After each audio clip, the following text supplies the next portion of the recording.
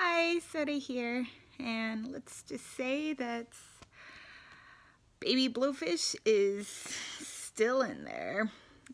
If you saw my video from earlier this week, I talked about how I was having a lot of zing-zaps, or Braxton Hicks contractions, and they were coming very regularly and pretty intensely, so I was thinking that labor might be upon me soon. And that helped get us to have our hospital bags all ready to go and our birth plans. So now I feel more ready, and it kind of like really hit me that I do need to be prepared, because I keep, I'll do the thing eventually, but yeah, I do feel mostly prepared. There's a couple little things I need to do, like a little crafty things, but honestly I'm probably gonna wait till after baby is here to do them, when my sister is in town in April, just because those aren't really important. I have the essentials, and that's what I really need to focus on right now. So basically I went to bed that night after uploading my videos, and the zing zaps started going more like maybe once every half an hour throughout the night, but I was still having them. And the next day I had my last hypnobirthing class, and at the end of class we had a tour, and at that point I had started having the every 5 minutes thing, and they were pretty intense, and I wasn't feeling too hot. I was feeling nauseated, and like I'm always cold, but in the class most of the people were wearing their jackets, and I was just stripping my clothes. I was in a little tank top, like just so yeah, you could tell I was struggling. And so when we were doing our hospital tour at the end of class, the labor and delivery people were kind of like, maybe you should just stay here. We'll see if it's time. And I was kind of embarrassed, like, oh, what if it's not? Like, because it was a lot of intensity, but it wasn't really like pain. It felt kind of like period cramps, and I had really bad period cramps because of my endometriosis, but it was like that level of pain. I would say it was, I don't know, it was probably even less than that. It was more about the intensity and the strong pressure and the nausea and everything, but I was also filled with like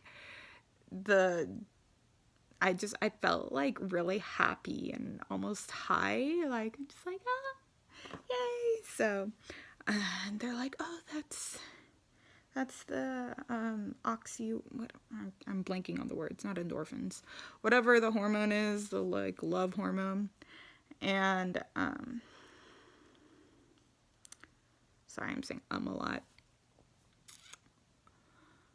So we went in after, and it's like, okay, I'm gonna get some cheese and cucumbers, and then I'll have them check me. And of course, as soon as I laid down, I don't know if it's that the contractions stopped, or if I just couldn't feel them, because they put this thing around my belly to monitor them, and it made it harder to tell if I was having a zing zap or not. So we did that, and they were like, well, you're not dilated at all, so doesn't seem like you're having contractions, so yeah, you could go home. And I'm like, okay. I know I shouldn't be embarrassed, but there's just something about it, like thinking you're in labor and not, that is,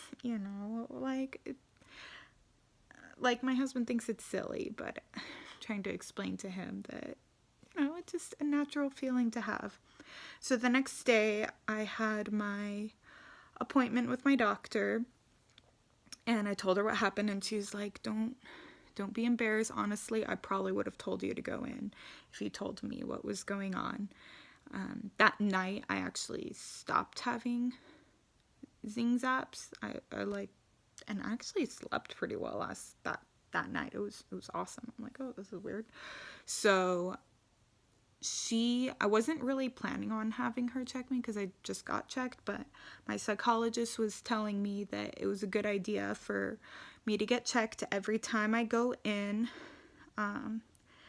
because I just tense up so much during my cervix checks. And she told me that it might be good to have that practice so I'm more comfortable when I am actually going into labor and they're having to check me. So I'm like, okay, I guess, if you wanna check, that's cool. And she checked and she's like, actually, you're 4 centimeters dilated. So yeah, those contractions actually did something. So I'm like, oh, okay. She's like, honestly, I know that sometimes you could be 4 centimeters for like 2 weeks, sometimes a couple hours. It just depends. And she's like, wouldn't be surprised if baby comes, in the next week. So that made me feel a little bit better about my zing zaps the night before, because they really did feel like my cervix was stretching. And she said that they might not have been able to tell that I was dilated because I did tense up. And sometimes when you're tensed up, it just feels like you're completely closed. So I've been off and on having those same kind of zing zaps, but they haven't been consistent, really. Like, they've been more intense, I would feel like, but not really like the every 5 minutes kind of thing that it was before. It feels almost like I have a bladder infection, I guess, and also like a kind of pinched feeling where I think my cervix is. So I'm not sure like exactly what that means, but she told me to wait until my contractions are strong enough that I can't talk through them at this point. When I do have them, I could still talk through them just fine. They're just like a lot of pressure, maybe uncomfortable, but they aren't like so intense that I can't do anything. So I'm just waiting for that. And I thought she was going to be a leap day baby.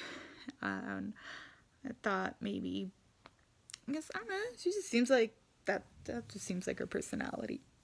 But doesn't seem like she's coming today, which is actually a good thing because I had my maternity shoot today, which is why I'm actually have a little bit of makeup on, because I've just been way too lazy for makeup lately.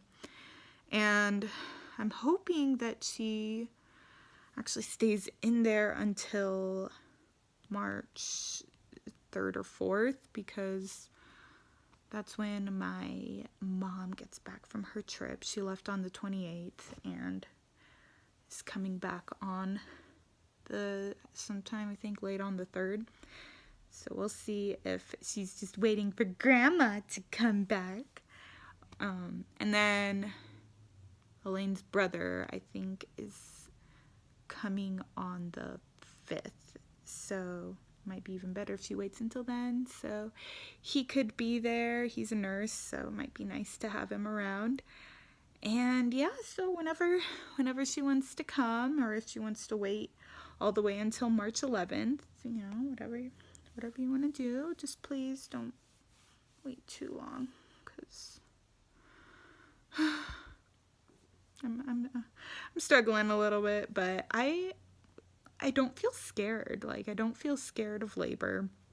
I was, getting ready at the hospital, knowing that there was a chance that I was going into labor, and I just felt excited. I felt really happy. I think that the hypnobirthing has really helped, because all these fears of, there's slight fear of tearing and, something going wrong, because that is, there is a chance of that happening, and things might not go according to my birth plan. Actually, I have 2 different birth plans, because my mom wrote one and Elaine wrote one, and one is more of like just bullets and one is more detailed. So my doctor took both of those and read through both and likes to have both for reference. So yeah, we have that, and I think we're ready. So whenever little fish is ready, we are gonna be there. I'll keep you guys posted. Thanks for all your support. Bye. Forgot to show you my belly on my last video, so here we are right now, 38 weeks. So I am pretty excited. Ready to go.